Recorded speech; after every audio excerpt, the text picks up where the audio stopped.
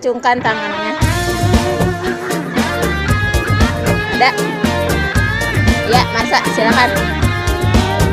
Hari ini hari pertamaku, hari pertama ke sekolah. Senangnya hatiku diantar ayah. Ada lagi yang mau bertanya? Berangkat ke sekolah. Tidak ada? Nah, kalau tidak ada berarti kalian sudah memahami isi dari cerita yang baru saja dipresentasikan oleh Lutfi. Nah, kalau begitu terima kasih atas perhatiannya.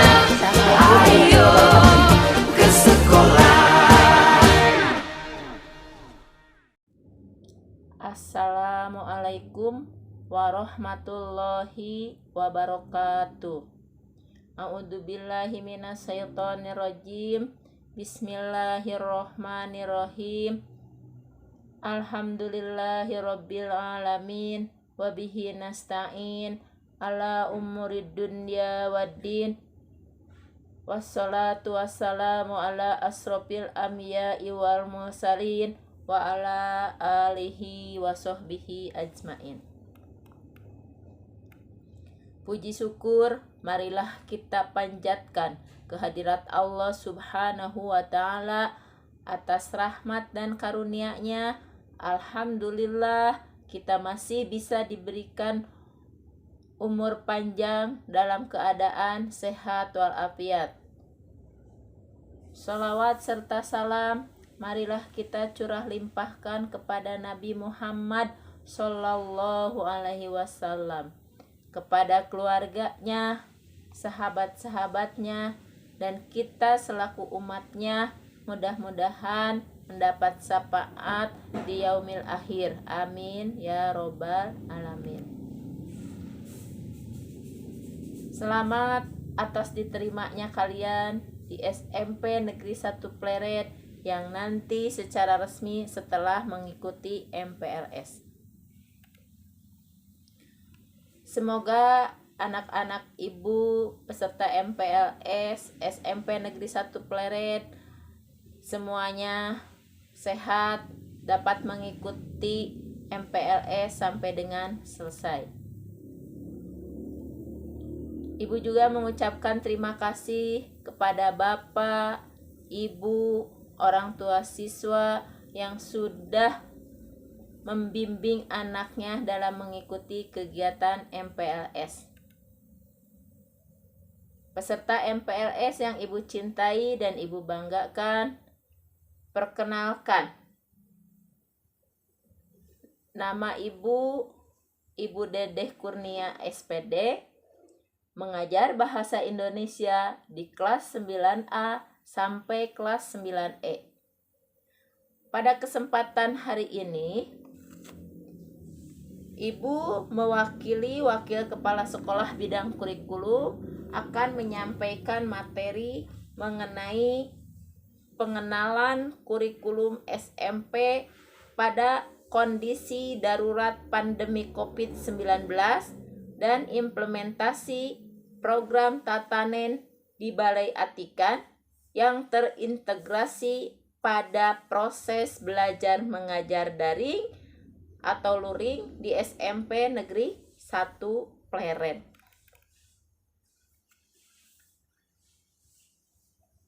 Anak-anak di SMP Negeri 1 Pleret pada tahun ajaran 2021-2022 menerapkan prinsip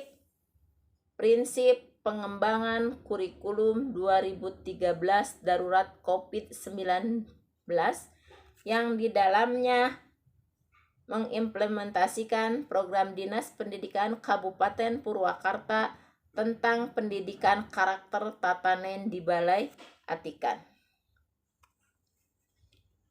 Sebagai sebuah gerakan, tatanen di Balai Atikan memiliki makna kegiatan tersebut merupakan tanggung jawab bersama yang dilaksanakan secara masif, seiring sejalan, sebobot sepihanean oleh seluruh warga sekolah dan stakeholder pendidikan di Kabupaten Purwakarta melalui kegiatan tatanen di Balai Atikan diharapkan tumbuh kesadaran hidup ekologis.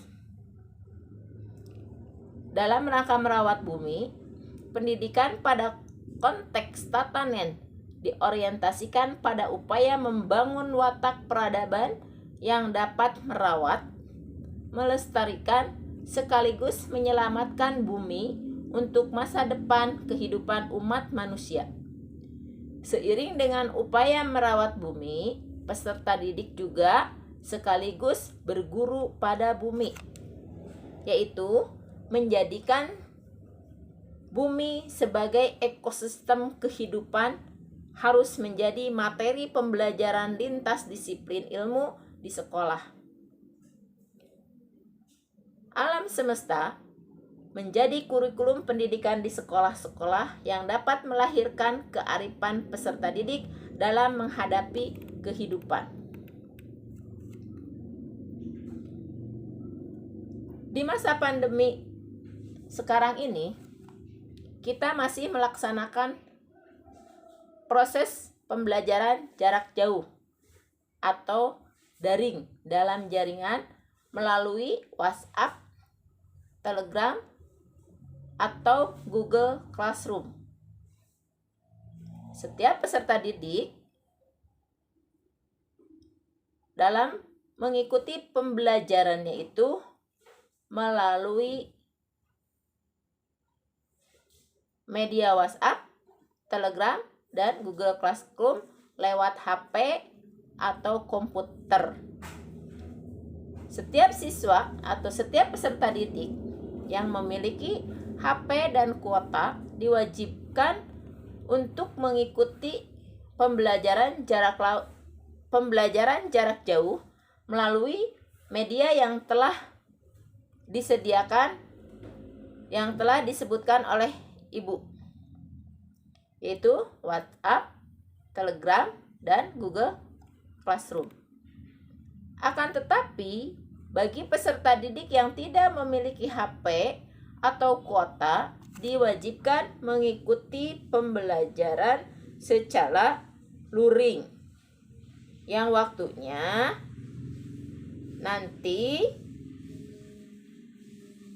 ditentukan atau yang nanti waktunya disesuaikan. Anak-anak, dalam pengimplementasian kurikulum 2013 ada 4 keterampilan yang harus dimiliki oleh setiap peserta didik. 4 keterampilan yang pertama yaitu communication. Peserta didik harus mampu menyampaikan informasi. Keterampilan yang kedua yaitu collaboration, atau peserta didik harus bisa bekerja sama dengan teman, bekerja sama dengan guru mata pelajaran, bekerja sama dengan wali kelas, dan bekerja sama dengan orang tua atau dengan staf tata usaha. Keterampilan yang ketiga yaitu critical thinking and problem solving. Critical thinking and problem solving yaitu siswa diharapkan mampu berpikir kritis, berpikir dengan logis dan penuh alasan, dan dapat menyelesaikan serta memecahkan masalah yang dihadapinya.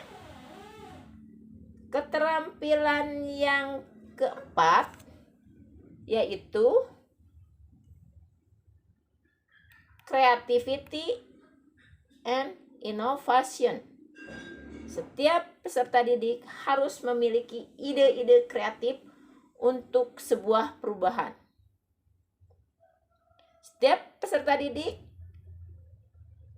harus mampu mengatasi kesulitan yang dihadapi pada saat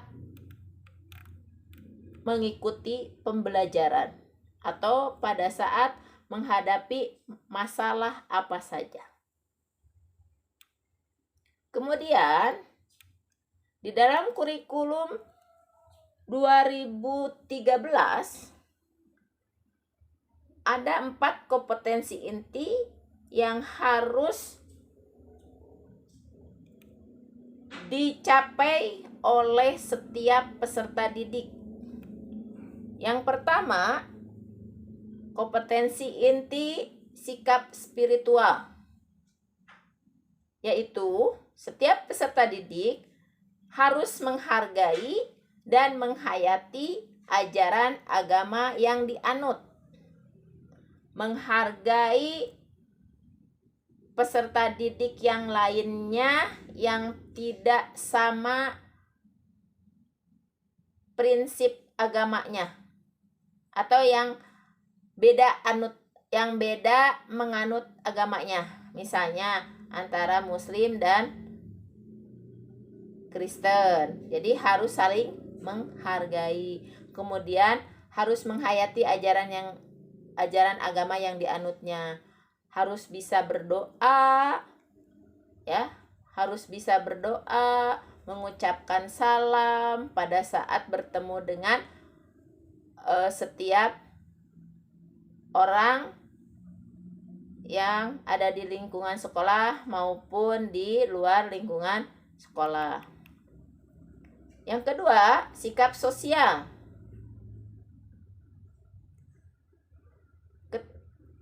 Yang diharapkan dari sikap sosial itu, setiap peserta didik mampu menghargai dan menghormati perilaku jujur. Ya. Kepada setiap orang harus jujur, tidak boleh berbohong. Kemudian disiplin waktu pada saat mengikuti PJJ. Pukul berapa kita harus mengikuti PJJ, pukul berapa kita harus mengumpulkan tugas. Harus disiplin sesuai dengan waktu yang telah ditentukan oleh setiap guru mata pelajaran. Yang ketiga, santun. Ya. Berarti kita harus berbicara menggunakan bahasa yang baik dan benar. Ya. Ketika kita mau bertanya, ketika kita mau mengajukan pendapat, gunakan bahasa yang baik dan benar. Jangan asal bicara, ya, atau asbun, asal bunyi. Yang keempat, sikap sosial itu harus percaya diri. Yakin dengan kemampuan yang ada pada diri kita masing-masing. Yakin dengan hasil pekerjaan yang kita kerjakan. 5. Peduli. Nah, ketika ada teman yang mengalami kesulitan, kebetulan kita mampu untuk membantunya. Nah, bantulah mereka yang mengalami kesulitan. Yang keenam, sikap sosial itu bertanggung jawab. Bertanggung jawab dengan apa yang harus dikerjakannya. Ya. Apa yang harus dikerjakannya, baik itu tugas dari sekolah, dari keluarga, masyarakat, atau lingkungan sekitarnya. Bertanggung jawab dalam segala hal. Yang ketiga, kompetensi inti pengetahuan. Di sini, setiap siswa harus mampu memahami dan menerapkan pengetahuan faktual, konseptual, prosedural, dan metakognitif pada tingkat teknik dan spesifik, sederhana, berdasarkan rasa ingin tahunya tentang ilmu pengetahuan, teknologi, seni, dan budaya. Penilaian pengetahuan yang nantinya akan diberikan oleh guru mata pelajaran itu diantaranya nilai tugas, nilai ulangan harian, nilai PTS, penilaian tengah semester, nilai penilaian akhir semester, dan nilai penilaian akhir tahun. Ya, jadi setiap semester harus memiliki 4 penilaian. Ya, harus mengikuti 4 penilaian pengetahuan. Jika salah satu dari penilaian tersebut tidak diikuti, maka nilai yang akan diperoleh tidak akan sempurna. Ya, nilai yang diperoleh tidak akan sempurna. Sebab perolehan nilai pengetahuan itu ada batas minimalnya, ada kriteria ketuntasan minimalnya yang disebut dengan KKM. Di SMP Negeri 1 Pleret, kriteria ketuntasan minimalnya atau KKM-nya itu setiap mata pelajaran, setiap peserta didik harus mencapai nilai 7,5. Jika siswa tidak mencapai nilai 7,5, maka siswa tersebut harus mengikuti program remedial. Apa itu remedial? Mengulang kembali, ya, mengulang kembali ulangan yang diberikan atau tugas yang diberikan oleh guru, mengerjakan kembali soal yang diberikan oleh guru sampai dengan mencapai nilai minimal 7,5. Kalau sudah mencapai nilai 7,5, maka remedialnya selesai. Bagi siswa yang mendapatkan nilai lebih dari 75, ya, akan mendapatkan pengayaan. Siswa yang bersangkutan diberikan sejumlah soal yang lebih sulit dari soal yang sebelumnya. Ya, mencoba kemampuan siswa yang memiliki nilai lebih dari KKM dengan memberikan soal yang lebih sulit dibandingkan soal yang diberikan pada saat ulangan harian atau pada saat diberikan tugas yang pertama. Itu penilaian pengetahuan. Selanjutnya, penilaian keterampilan. Peserta didik harus menunjukkan keterampilan menalar, mengolah, dan menyajikan secara kreatif, produktif,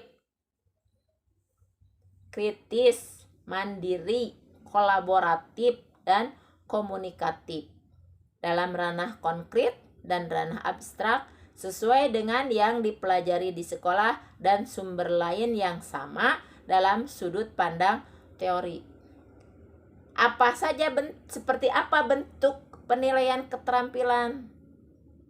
Karena ibu mengajar bahasa Indonesia, contoh nilai keterampilan yang ibu berikan misalnya tema 1 yang akan dipelajari oleh peserta didik itu mengenai teks pidato persuasif.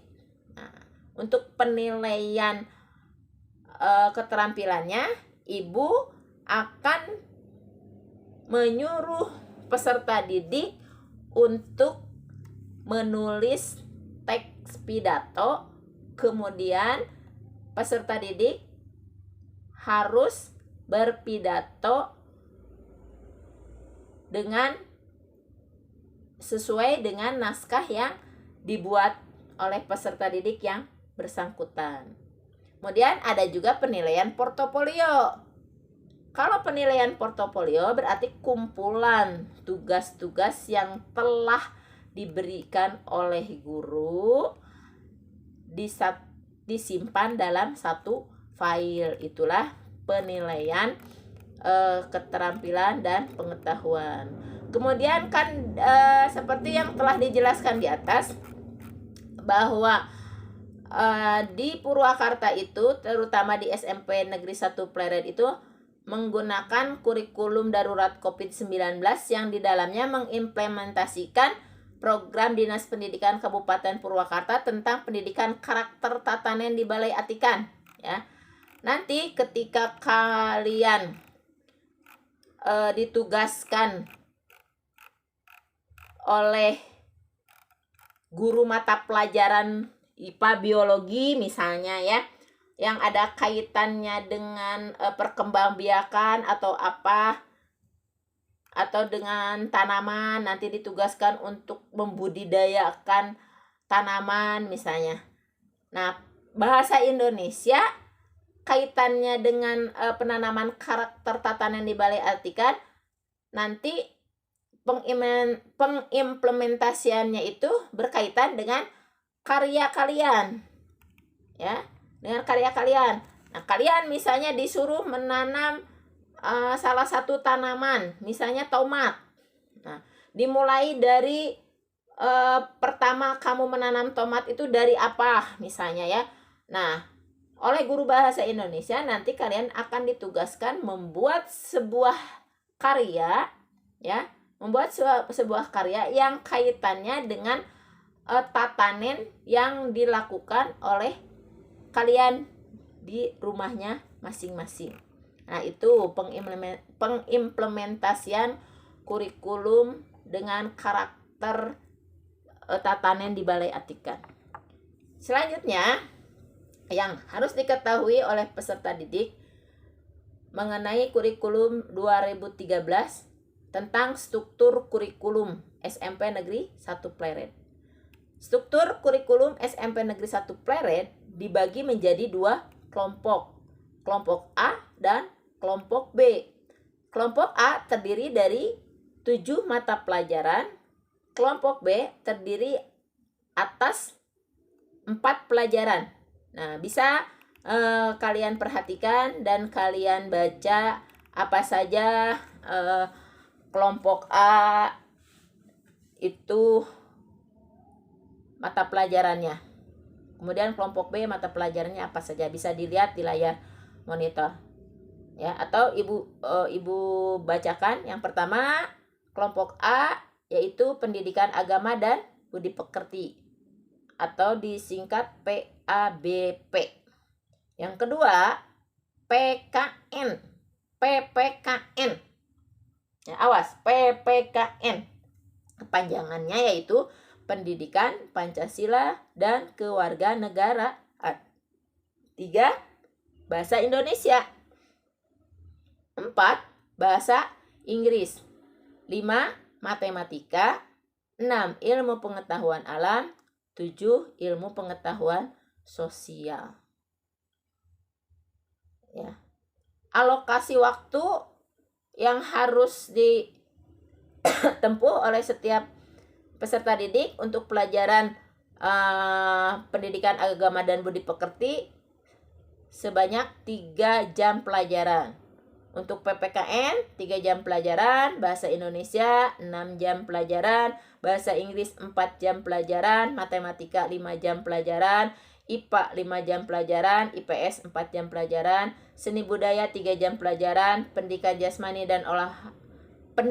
jasmani, olahraga dan kesehatan 3 jam pelajaran, prakarya 2 jam pelajaran, bahasa Sunda 2 jam pelajaran. Jadi total keseluruhan beban belajar yang harus diikuti oleh setiap siswa per minggunya 45 jam pelajaran, ya. Kemudian karena kita masih dalam masa pandemi, tentunya tidak menggunakan alokasi waktu yang seperti kurikulum norma sebelumnya, ya. Nanti untuk pengaturan waktunya diatur oleh kurikulum yang jadwalnya nanti akan disampaikan setelah selesai MPLS. Hanya Ibu ingin memberitahukan terlebih dahulu, nanti kalian bangun tidur sebelum pukul 6 harus sudah bangun tidur. Karena pukul 6.30 kalian sudah mulai online. Ya, sudah mulai online, sudah rapi berpakaian untuk mengikuti pembelajaran jarak jauh bersama guru mata pelajaran masing-masing. Nah, itulah materi yang dapat Ibu sampaikan pada kesempatan hari ini. Mudah-mudahan bermanfaat. Mohon maaf apabila ada kekurangan dan kesalahan. Terima kasih atas perhatiannya. Wabillahi taufik wal hidayah. Wassalamualaikum warahmatullahi wabarakatuh.